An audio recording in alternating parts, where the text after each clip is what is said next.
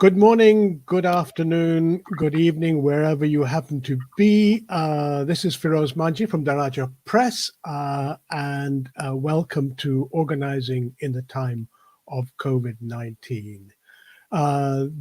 Today, our guest is Asad Rehman. I'm sure many of you have seen and heard Asad on many different forums. Asad is the executive director of the radical anti-poverty and social justice charity War on Want, which works to achieve the vision of a just world and a fight against the root causes of poverty, inequality, and human rights violations. He's been a leading climate justice activist and has helped to reframe the climate crisis as a crisis of inequality and injustice, and revealing the very nature of capitalism itself. Over the last 35 years, he's worked in many social movements globally and nationally in the UK, including the anti-racist movements. He was founder of the Stop the War coalitions and the alter-globalisation movement and climate justice movement. He's served on boards of Amnesty International UK, Friends of the Earth International, Global Justice Now, Newham Monitoring Project, and he also is one of the organizers of the COP26 coalition. That's the 26th session of the Conference of Parties, COP26, which currently has been postponed in the light of COVID. So I'd like to welcome Asad. Those of you who don't know the War and Want's website, their homepage is just showing up now, and a really interesting institution which has broken with the usual traditions of NGOs and the charity models. So a warm welcome to you, Asad. Really nice to see you again. Always a pleasure, Firoz. It's great. It's great. So, you know, if one looks around, almost until just a couple of days, or in fact a day ago, and nobody was talking about the climate crisis. I mean, the newspapers are just full of the COVID pandemic. But what is happening on the international level? What is going on in terms of organizing on the issue of climate justice in the time of COVID? Well, I think first, when we look at the corona pandemic and its impacts around the world, we know very clearly the pandemic has simply exposed the existing inequalities of our global systems, our economic model. If you look at who's being impacted the most vulnerable, the people who are losing their work and their jobs, not just in the global north, but also the devastation in terms of the global south. The inequities and inequalities that whilst in the global north, we talk about social distancing, we talk about, protection of our economy, we're sacrificing the global south where half the world's population are surviving on less than $5 a day. All of these things have been brought out. The lack and destruction of public services, the atomization of communities, the weakening of the ability of workers to organize, to be able to demand protection for themselves and their workplace. All of these things are absolutely real and they are current. And of course, that has required a lot of people's attention into the immediate. They're trying to protect themselves, their family, their loved ones, and trying to navigate their way through this moment, this surreal moment that we're living through. And of course, that reality is very, very different. It's a very different reality if you're a Palestinian in a refugee camp in Gaza under a blockade by the Israeli state. It's very different if you are, a farmer in India. It's very, very different if you're a garment worker who's been laid off and who's been left destitute. And it's very, very different, of course, for those people who are working in precarious work in the global north. But what the corona pandemic has done, I think, is very, very interesting. It's made people understand and ask two questions. what is important in our economy and who is important in our economy, what is important work and what is not important work.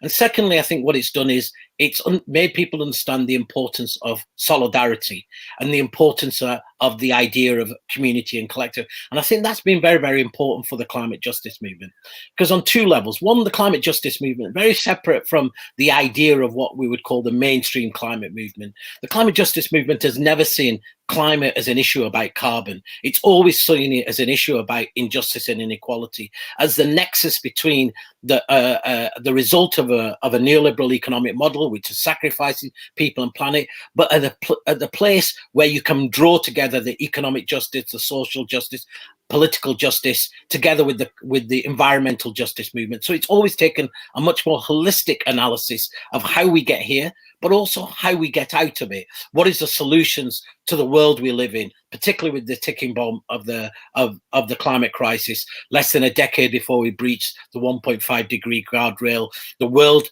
utterly in devastation at just an impacts of 1 degree. We've seen with killer floods, fires, droughts happening all around the world. And I think what the corona has done, I think, has made people draw more of those links between how do we get here and how do we get out of here. I think the second part why the climate movement is very, very important is what does the just recovery look like? There's many people talking about we need to return to normal. Normal for who? What normal? The normal that is denying the majority of people in the world the right to access to energy and to food, or to, security? Is that the normal we want to get to? Or are we dialing forward?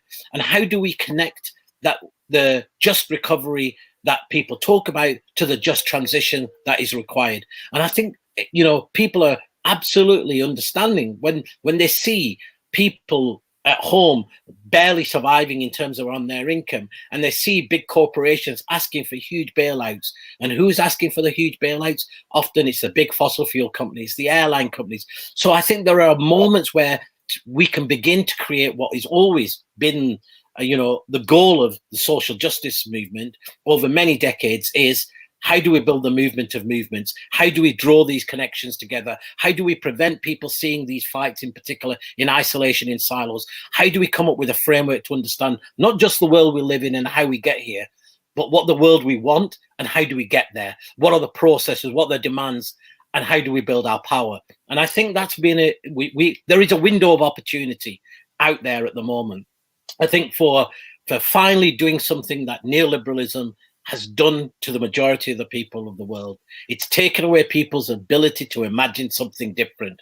And the corona pandemic has reawakened people's imagination, and it showed that actually the normal is devastating for people. We need something new. And I think even just that, the reimagining of the future is an immense. So today, the global campaign to demand climate justice, of which we are one of the conveners, published a statement with 10 clear demands, signed by hundreds of movements and networks from the global south, drawing those parallels between the corona pandemic, its impacts already and who's been most impacted, the solutions, drawing it with the climate crisis, drawing it with the time frame of the climate, but also recognizing that the climate crisis has always been the crisis of neoliberal inequality, the people who are the most vulnerable and the most impacted, and the politics that have dominated the global north to the global south, that the global south is seen as a sacrifice zone, that it can be sacrificed both for its people, but its environment and its land can be sacrificed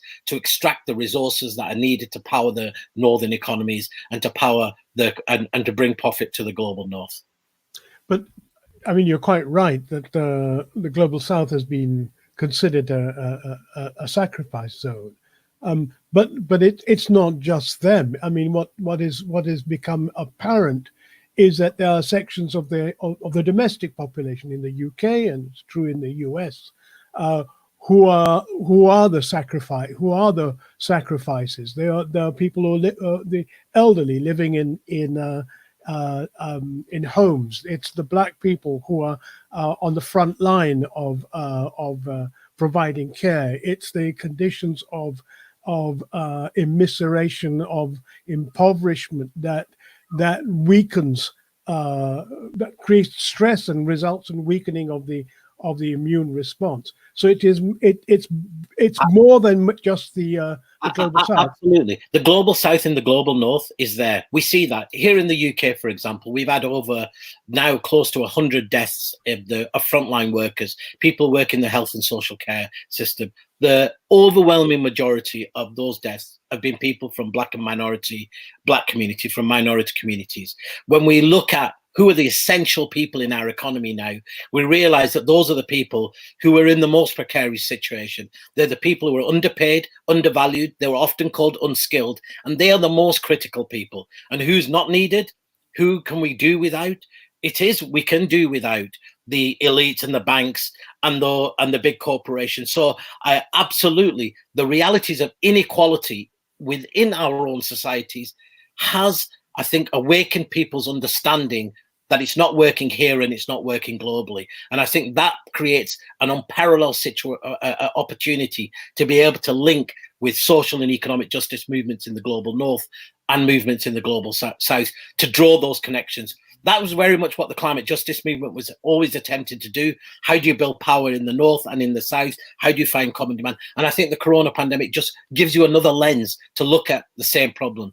And I think this is what's really interesting, is whether you come from the corona perspective lens, inequality lens, climate lens, you find yourself always focusing back on the same root causes, and you incredibly the same solutions. So the solutions to the climate crisis we've always known.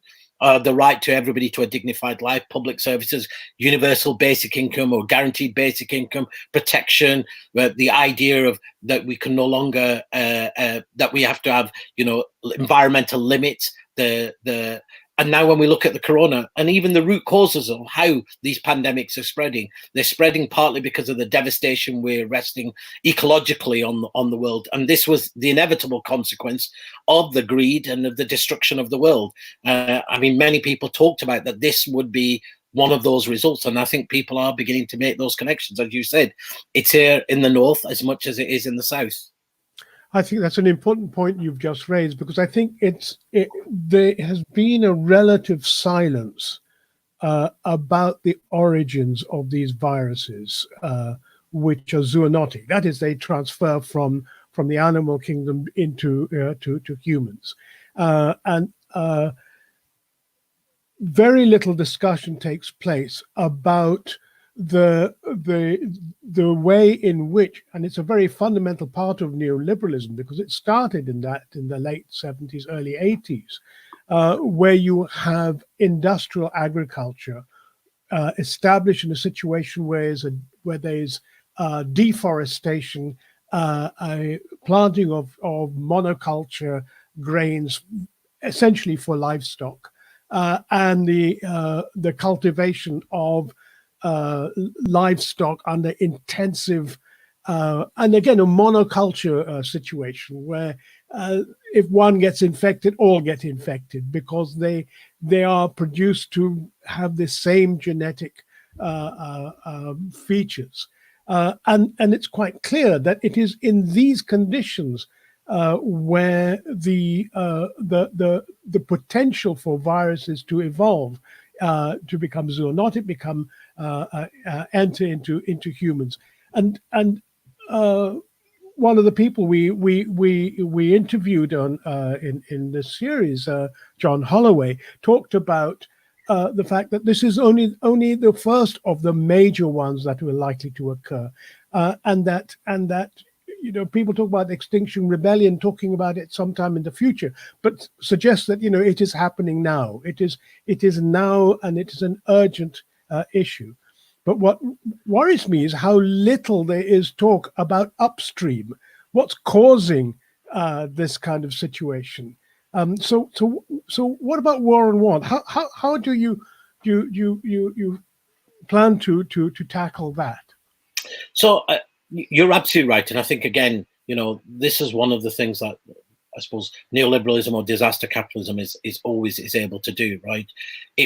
It moves from crisis to crisis, and then we spend all of our time trying to just, I suppose, make the humanitarian intervention to protect ourselves from the worst excesses of it, and never are able to actually talk about what are the root causes and what are the drivers. And that was, you know, one of the things that War on Want was set up for. It was created in the context of the back in the days now against the war in Korea, and its name was the only war worth fighting is a war against a war against poverty. And it said we will focus on the root causes and the drivers of what takes place. And so as War on Want, we've been very, very central to a bigger conversation saying what we need right now is, you know, is to go beyond, is to understand how that future of the world looks like, and what are our demands around there, and how do we make sure that we don't reinforce the very things that neoliberalism drives people to do. So if we look at, for example, you know, the consequence of the financial crisis in 2007 and 8, you know, it led to a decade of austerity in the global north. It meant that most of the progressive movements became focused on their nation state, on tackling poverty and inequality issues and within their nation state, and the sense of internationalism largely diminished. So the movements that we'd created, for example, around the WTO in Seattle, which was a global movement that drew the North and the South together, were largely dissipated. Yes, we all understood that these issues were interconnected, but we weren't able to connect our movements or our struggles. And so we've been working on, you know, what is a framework that would deliver a just and equitable society within the global North, but also deliver a just and equitable society in the global South. And you know, we work directly with partners and movements in the global South, working on a whole range of issues, from anti-extraction to the right to housing in South Africa, in the shack dwellers, to people working in the informal economy, to working in the garment industry, to people working around food sovereignty and land rights. And that helps us bring all those perspectives, because we've never worked that these are separate issues, that this is an economic justice issue or that's a climate justice. We've always understood that these are fundamentally justice issues.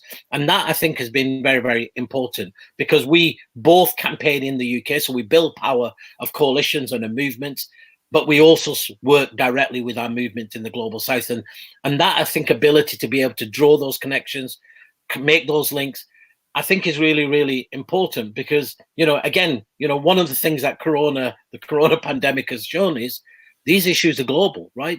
The idea that a nation state can protect itself. I mean, we can see how corona spread around the world, and we also can see what some, in terms of the dominant powers, want to see in terms of the solutions, right? So there is a huge global fight. What will happen when we find an antidote to corona? Will it be privately held? Will big pharmaceuticals want to be making huge amounts of profit, or will it be universally available to everybody? And it brings in big questions then of like, so who has the power? What is the role of these big multinationals? And what are the rights? We know that what makes a huge difference in people's ability to be able to survive this is, of course, a functioning health service. And that requires a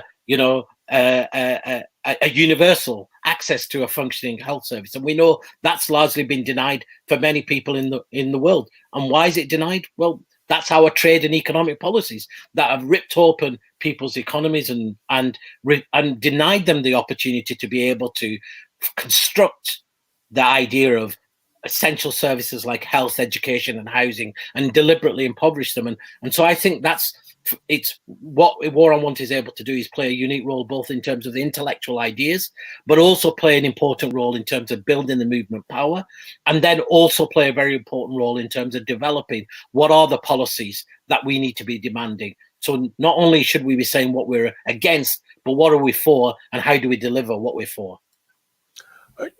One of the things that you mentioned when we were talking about having you talk on this on the show was you were saying that, well, you want to talk about a global deal for the people. What exactly do you mean by that? Well, I mean, one of the I think reflections I think many of us would have, whilst, you know, many of us who've worked on, whether it's on climate or inequality for a long time, have always said, you know, we can only build the power of our movements when people connect the climate struggle to the struggle around economic inequality and workers' rights. And and that's been a long time pushing that argument to be able to do that. And finally, I think it's beginning to, show some impact. But the problem has been that most of even at the most progressive ends of our movements, those that have then moved that agenda forward in terms of trying to tackle climate and inequality together, have done so within the nation state. And so whilst there can be very, very progressive demands within the nation state, and mainly in the global north, around a living wage, around access to public services, around shifting the economy from fossil fuel to renewable energy, etc., and people's owned energy, there's lots of really great work. But what's missing in all of these conversations, of course, is that question about environmental limits, that question about resource use and material use. Is the global north going to shift its economy from fossil fuel to renewable by continuing the same model of extraction of resources, of rare earth minerals like cobalt, lithium, and normal, there are huge amounts of iron ore that are needed? Will it continue to try and feed itself by having this industrial food system and these food chains that are all export driven from the global south, so that they're producing food for the global north, so we're consuming, over consuming? Or do we need to break beyond the nation state and think about how do we craft demands that do deliver transformation in the country, but don't do it at the expense of other people in the rest of the world? And that does mean thinking about what is the glue. And the glue, as we know, is the global financial architecture, it's trade. How do you ensure that we have, not just debt cancellation, but that the global north pays its climate debt back to the global south? We've just recently done a piece of work on, the fair share, for example, of the UK. And the UK, often likes to portray itself at a global level as being some sort of climate champion, and says, look how amazing we are. We're going to go to net zero by 2050. But the UK's fair share just of climate, of its own climate action, of the fact that it's consumed so much of the carbon and is responsible for so many impacts around the world, would require the UK to be at minus 200% by 2030. Of course, that's impossible, right? But if it wants to decarbonize, it can't be decarbonizing at 2050 when the rest of the world needs to decarbonize, the poorer countries in the world. It needs to decarbonize by 2030. And it needs to provide at least $1 trillion in climate debt to pay for poorer countries, the countries in the global south, to be able to develop more cleanly. I think that's really important, because it's important that we have the concrete policy demands that allow us to say, within the UK's fair share, what should it be doing and how should it be doing? And that, I think, changes the conversation. It changes the conversation from simply thinking that you can have a neoliberal fossil fuel economy, changes to renewable energy and everything's all right, to one that actually asks much more profound questions. What is our economy for? What is work? What is socially useful energy? What's not socially useful energy? What kind of transport systems are we talking about? What does the care economy look like? How do we guarantee everybody the right to a dignified life? It's a much different and a much more profound conversation. And I think that's partly why, the argument of why you need a global framework is so important. Of course, always recognizing we need to build power in our nation state. But it's also a question of how to build, that in the popular imagination, in the organizing around this. Because, we've seen two major opportunities lost. One was Jeremy Corbyn, and the other is Bernie Sanders. So what do we do in the circumstance where at that electoral level there isn't traction for the kind of changes that they were proposing? Well, look, I think many people will have lots of different views about, why progressive movements fail or win electorally. I think what we do recognize, that we live in a world where the rise of the populist right and the far right and the authoritarian right is a very real and present danger. And they have consistently built their strength. And of course, what they offer people is an answer to all of these crises by talking about walls and fences and turning our back, and of course, by using racism and xenophobia. Now, to build an alternative, we know, is a slow and time-consuming job. But to be able to do that, as we always know, you cannot transform anything and build a movement unless you have a vision. And I think often our movements have lacked a vision and being able to articulate the world that we want to create.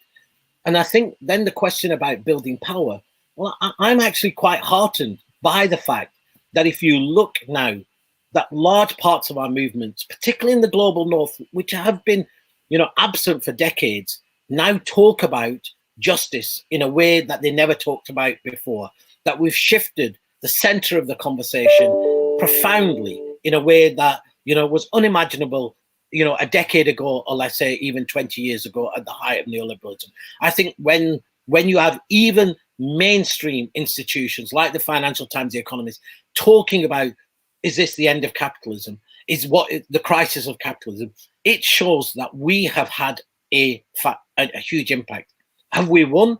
No. Are we struggling? Yes. And we know that without struggle, we can never win. So I'm much more of an optimist that actually we're building the kind of power that's needed, that actually is really a real expression of that power.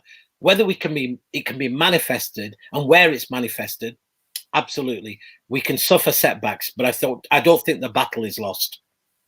Well, you're quite right about the need for vision.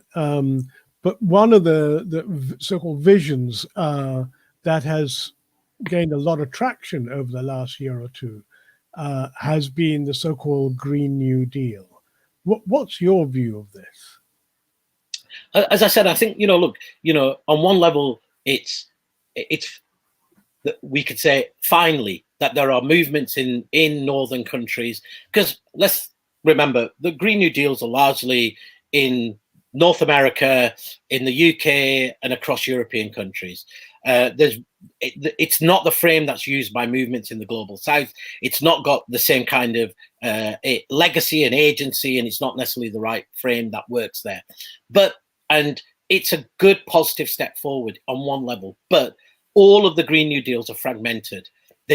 And the question about whether they add up to what those countries need to be doing to do their fair share of dealing with, whether it's the climate crisis or that's the big missing piece of the jigsaw. So I think they're good in terms of shaping the discourse, providing a vehicle, but what they need to do to be more effective, they need to be harnessed to a much more transformational global agenda, which sets out very, very clearly, that internationalism and the responsibility of rich countries. And what we can't, as I said, what we can't have is Green New Deals in the global north built on sacrifice in the global south. And it would be a profound mistake for our movements in the global north to do that. But it would be also, unacceptable, of course, from our movements in the global south. They are not going to accept walking quietly into, off the edge of the cliff. And that's literally what, the global north is asking large parts of the global south to be doing. When we look at what the IPCC talks about, what the impacts will be in the coming decade, if we look at just the sheer scale of the devastation that we're seeing now, and then imagine a decade from now, if we think about 1 in 30 people will be displaced from their homes. The majority of people, as we know, are displaced not across transnational boundaries or to the global north. They're displaced internally in poorer countries that have, for example, when Dominica was hit by one storm, it put back its development gains by a decade. We've seen what the reality of the climate impacts have been in Puerto Rico. We've seen what it meant in Mozambique. In Mozambique, when the two cyclones hit, 1 million people were on the brink of starvation, not simply because, of course, of the cyclones. It's because we have systematically gutted Mozambique over decades, whether it's been colonial rule, the liberation war, and the global north backing sort of insurgents there and creating conflict, or it's been the power of our corporations extracting resources. And now that inequality led Mozambique to have to beg for more debt-creating loans in a country where it's already spending 40% of all of its income on repaying unsustainable debts. And now we see with Corona, this is a country with just 10 incubators. So so to me, the Green New Deals only work if they are truly internationalists, if they're rooted in justice, and if they're global. Otherwise, they can they may deliver transformation or a sense of transformation in the global north, but they will not have changed the fundamental architecture of neoliberal capitalism, which is about extracting resources from people and from our planet. Right. There's a very interesting film that has just been released in the last day or two, The Planet of Humans, which features Jeff Gibbs and Ozzy Zena, and being co-produced by Michael Moore. And from my observation of this, it seems to me what they've very powerfully done is to break down the myth that a lot of these global green solutions are fraudulent, in that they nevertheless depend on a fossil fuel economy as underlying that. And I think there has to be an important debate around this whole question, because there is so much emphasis, and I think one of the difficulties I have with the whole Green New Deal discourse is that people are running around with solutions without actually sufficiently problematizing, actually helping us understand what the nature of this problem is. And this leads me to another question, which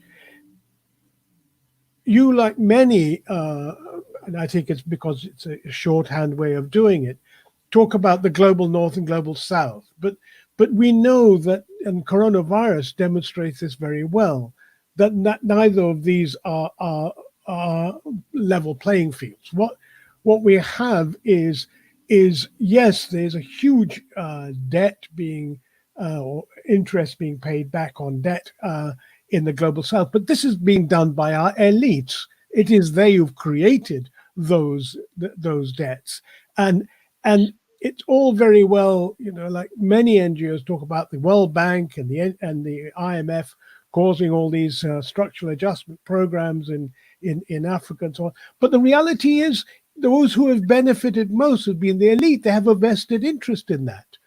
They're not separate from those who are part of that neoliberal capitalism, and I think it's true in the north. I mean, we need to go back to talking about the class interests of different groups, and it seems to be if we censor ourselves using those kind of words, we also censor our capacity to think in those ways, don't you think? I don't disagree with you. I very much say, look, you can only talk about a vision of, even on climate, of a Green New Deal or whatever, if it's anti-imperialist, because we have to understand first how we get here, right? And those, for us, better than I do, the movements of liberation that sprang up all around the world that called for, what were they calling for? Many of them were calling for, huge corporations to be kicked out of their country, control of their resources.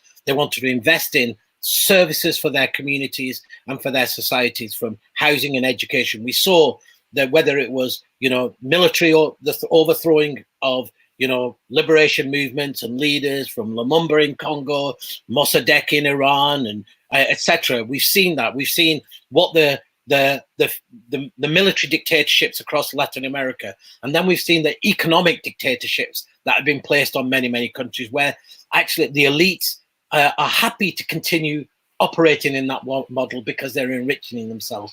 Absolutely, this answer to the climate crisis fundamentally got to be anti-imperialist, anti-racist, and class, race, and gender are fundamental aspects, because until we understand those, the solutions that we produce may very well benefit an elite, but they won't benefit the majority of people. And that's why I think only if you understand the issues of inequality do you understand how you should start to tackle the climate crisis. If you see the climate crisis as simply being an environmental issue and it's simply about carbon, then you are drawing a straight line. How do you reduce carbon, and not how do you reduce injustice? And I think that fundamental, when you get to the conversation about injustice and justice, you cannot but come from a class perspective. That's the reality. We know that we have an elite in the global south, and we have the poor and the marginalized in the global north. The idea that they're homogeneous blocks, of course not. And that's how, I'm using them as shorthand more for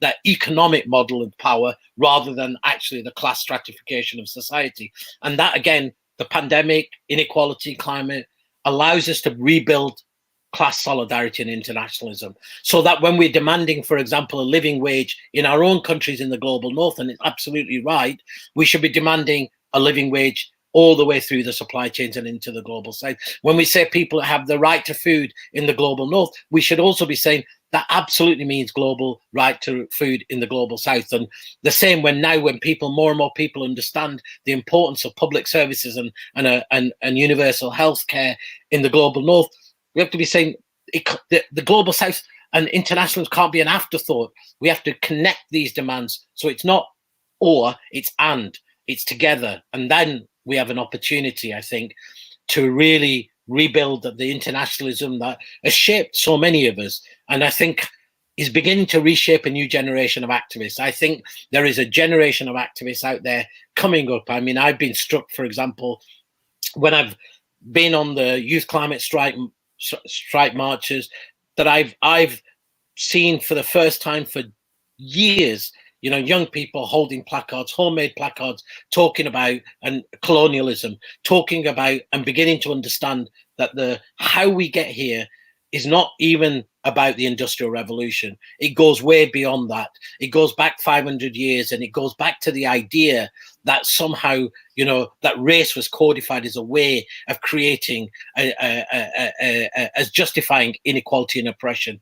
And that, I think, is really, really important. Until you understand the doctrine of discovery, until you understand how slavery built this country. I mean, look, in the 1770s, Britain used to invest about £4 million a year in its economy.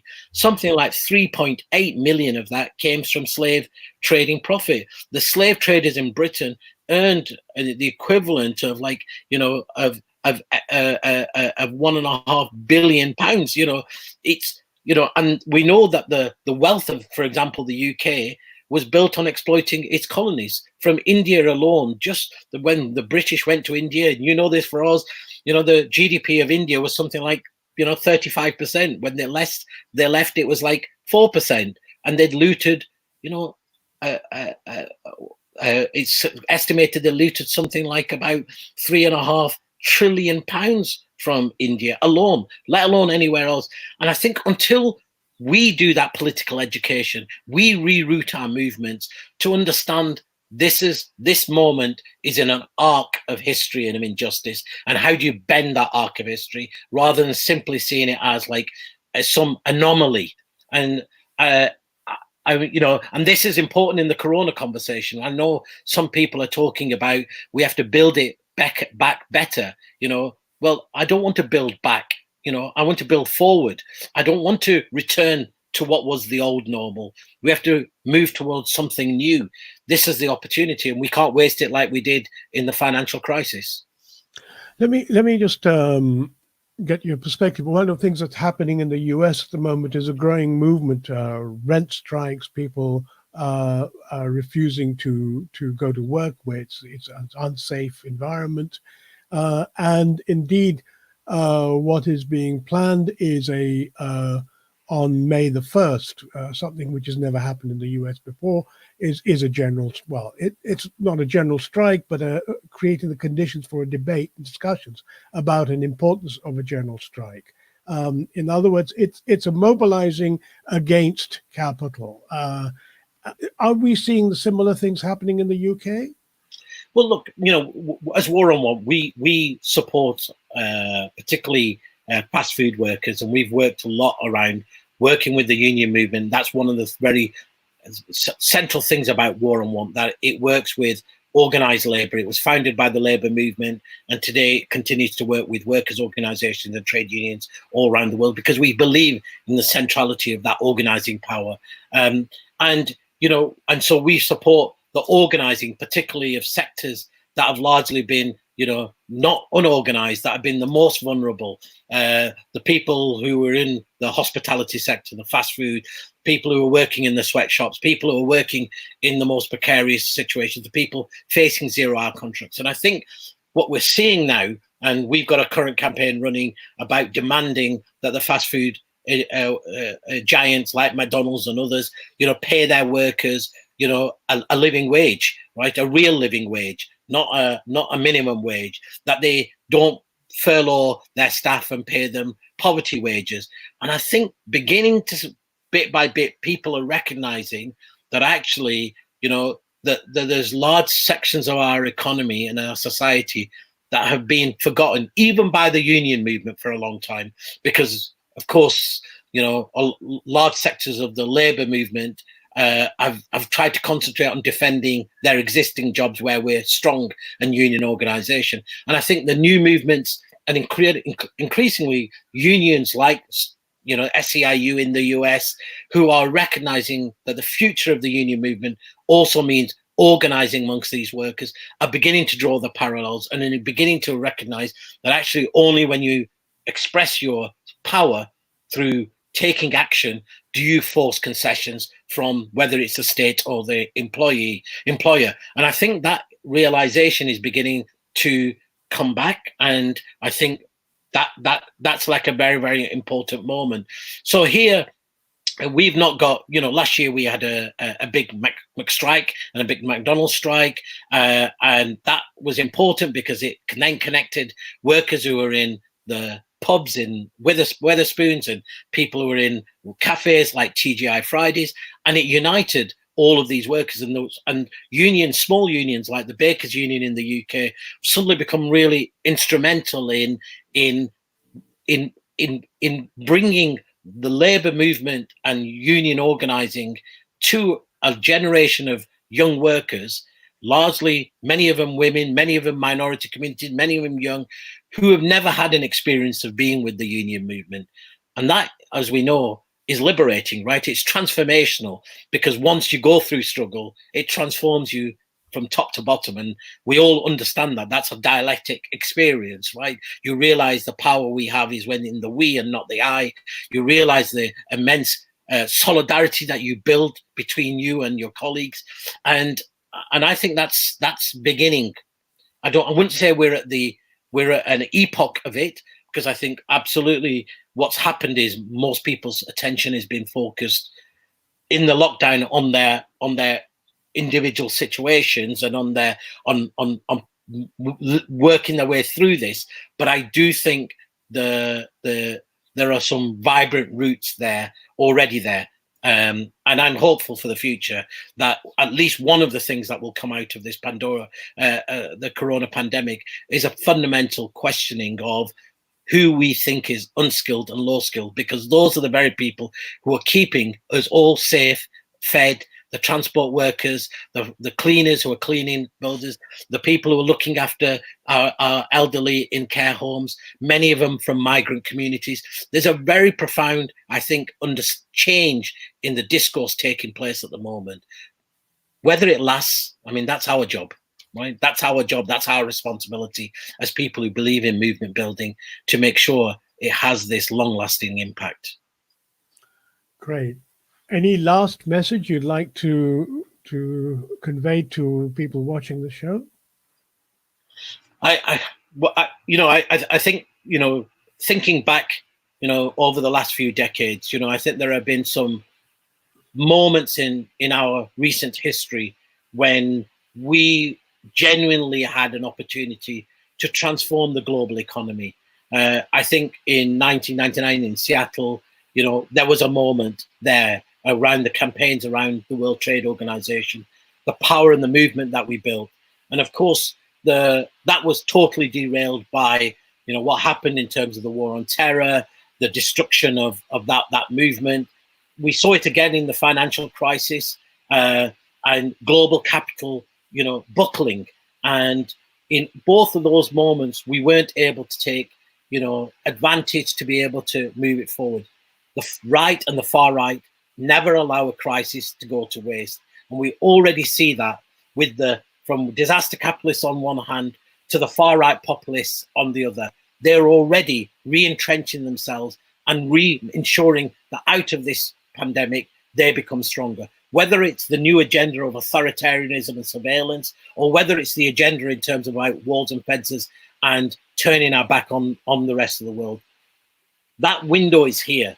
And I think we have an immense responsibility, and it's going to be over these next 12 months. What kind of recovery are we going to have? How just is that recovery? And how in these next 12 months are we transforming our own movements, but also ensuring we are key actors in transforming the global economy, and we have that ability at this moment. We can't allow it to be wasted. And I wanted to just thank you, Feroz, because I know many of us have learned so much from all of your work about drawing the connections, about the importance of solidarity and internationalism. And I think this is the moment that we whilst we're all locked down, we also should be politically educating ourselves so we don't operate in vacuums. Yeah, we stand on the shoulder of giants. We stand on the shoulder of movements who have gone through and understood how we attain power, how we change the economy, how we show and manifest our power. All of those lessons need to be brought together, and hopefully we build a movement of movements. Yeah, well, absolutely. And I'm just about to set up a new page on Facebook, and the banner at the top says, quote from somebody who spoke at a conference, said, "Solidarity is what love looks like on the streets." Absolutely. I think that's something we should always keep in mind. Oh, absolutely. I mean, I think even, I mean, that's why I say what's fascinating about the corona pandemic, even the symbolic gestures, right? The symbolic gestures of the fact that people are clapping frontline workers and care workers, and I know many of us say you're clapping frontline workers, but when they were demanding a pay rise, you were turning your back on them. When they were organizing strikes, you were calling for them strikes to be broken. But I'm really hoping that more and more people are coming to realize the importance of that solidarity and the importance of love to get us through this moment. That's what we need, right? So what we need is not social distancing. We need physical distancing, and we need more social solidarity. Absolutely. And the importance of organizing, because that's what makes the difference. Absolutely. Asad, really good to have you on Always. the show. As always, great to discuss with you. Thank you for being on the show. And I'll send you the link from where you can watch your heroic words being disseminated. Stay well and give my love to everybody, and hopefully at some point see you soon. In fact, I was going to drop you a line because I don't not this won't be the broadcast bit, will it? I was hang on a moment. Let me end the broadcast for the moment. That was Asad Rehman, an old friend and an activist. Thank you for joining this show. We will be broadcasting again tomorrow. And I'd like to thank you from organizing in the time of COVID-19. This is Feroz Manji from Daraja Press, signing off for today.